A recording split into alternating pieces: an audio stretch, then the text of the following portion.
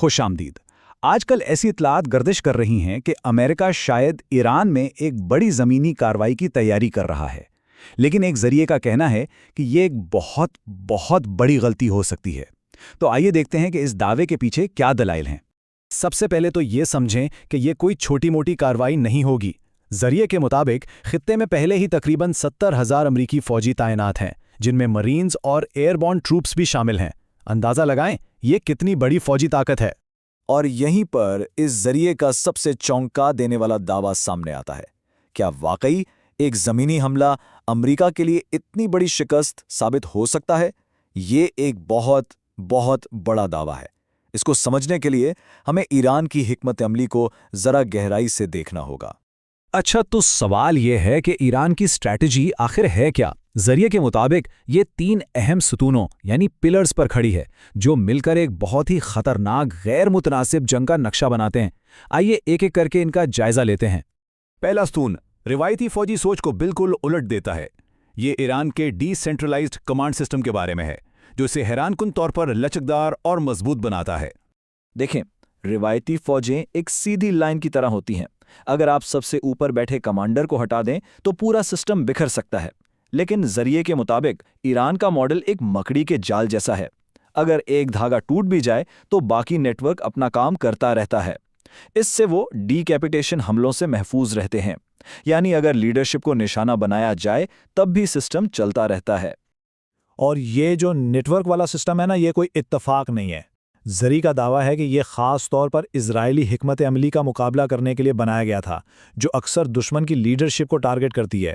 اس طرح اگر بڑے لیڈرز کو ختم کر بھی دیا جائے تب بھی مزاحمت جاری رہتی ہے۔ اچھا، ایک لچکدار کمانڈ سسٹم تو ہو گیا، لیکن وہ کامیاب تبھی ہوگا جب یہ پتہ ہو کہ دشمن کی سب سے بڑی کمزوری کہاں ہے، اور یہی بات ہمیں دوسرے ستون کی طرف لاتی ہے، امریکی کمزوریوں کو پہچاننا اور انہیں ٹارگٹ کرنا۔ اگلی بات کو سمجھنے کے لیے ہمیں ایک فوجی اصطلاح سمجھنی ہوگی جسے سینٹر آف گریوٹی کہتے ہیں۔ آسان لفظوں میں یہ دشمن کی دکھتی رگ ہے۔ یہ وہ ایک کمزور نقطہ ہے جس پر حملہ کرنے سے دشمن کی لڑنے کی پوری صلاحیت مفلوج ہو سکتی ہے۔ تو اس ذریعے کے مطابق امریکہ کی وہ دکھتی رگ کیا ہے؟ دراصل 2 ہیں۔ پہلی آبنائے ہرمز، جہاں سے دنیا کا بہت بڑا حصہ تیل حاصل کرتا ہے۔ اسے بند کرنے سے عالمی معاشیت میں ہلچل مچ سکتی ہے۔ اور دوسری خلیجی ممالک میں پھیلے ہوئے امریکی فوجی اڈے، جو ایک وسیع علاقے پر ہیں اور حملوں کی زد میں آ سکتے ہیں۔ ذریعے کا دعویٰ ہے کہ آبنائے ہرمز کو تو بالکل ایک قلعہ بنا دیا گیا ہے، لیکن زمین کے نیچے، سطح کے نیچے سرنگوں کا ایک خفیہ جال ہے، جو بارودی سرنگوں، آبدوزوں اور جدید اینٹی شپ میزائلوں سے لیس ہے۔ خیال یہ ہے کہ اس تنگ راستے کو کسی بھی بڑی بحری فوج کے لیے ایک جان لیوا جال بنا دیا جائے۔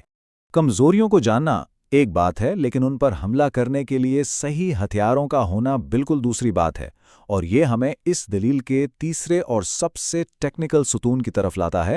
کیا ایران کے پاس واقعی میزائل اور ڈرون ٹیکنالوجی میں کوئی بڑھتری ہے؟ ذریعے کے مطابق اس بڑھتری کی بنیاد ہے ہائپرسونک میزائل۔ اب انہیں روکنا تقریباً ناممکن کیوں ہے؟ 3 وجہات ہیں۔ یہ خلا کے قریب بہت اونچائی پر اڑتے ہیں، پرواز کے دوران اپنا راستہ بدل سکتے ہیں، اور ان کی رفتار ناقابل یقین ہے، آواز کی رفتار سے کئی گنا تیز۔ موجودہ دفاعی نظام ان کا مقابلہ نہیں کر سکتے۔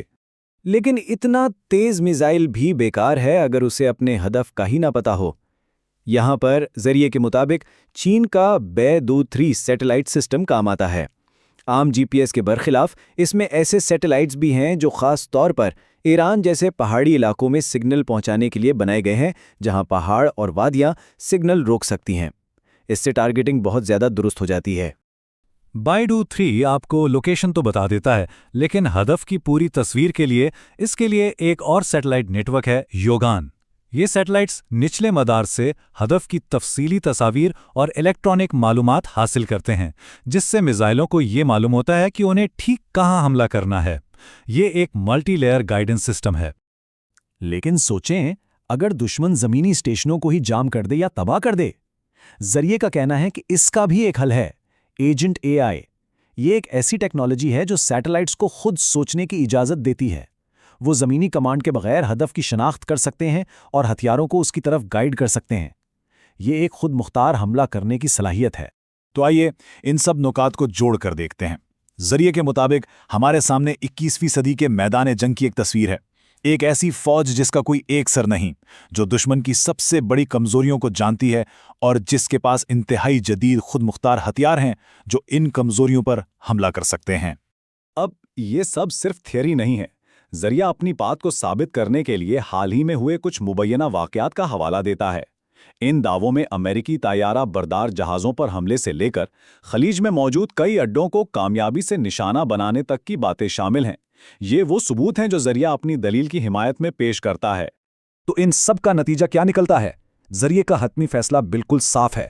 ایران کی غیر متناسب حکمت عملی اور تکنیکی صلاحیتوں کی وجہ سے کوئی بھی زمینی حملہ آور فوج خود کو قائم نہیں رکھ پائے گی۔ وہ مسلسل حملوں کی زد میں رہے گی اور اپنے سپلائی روٹس کو محفوظ نہیں رکھ سکے گی، جس سے حملہ ناکام ہو جائے گا۔ اور یہاں آ کر ہم ایک بہت بڑے اور اہم سوال پر رکتے ہیں۔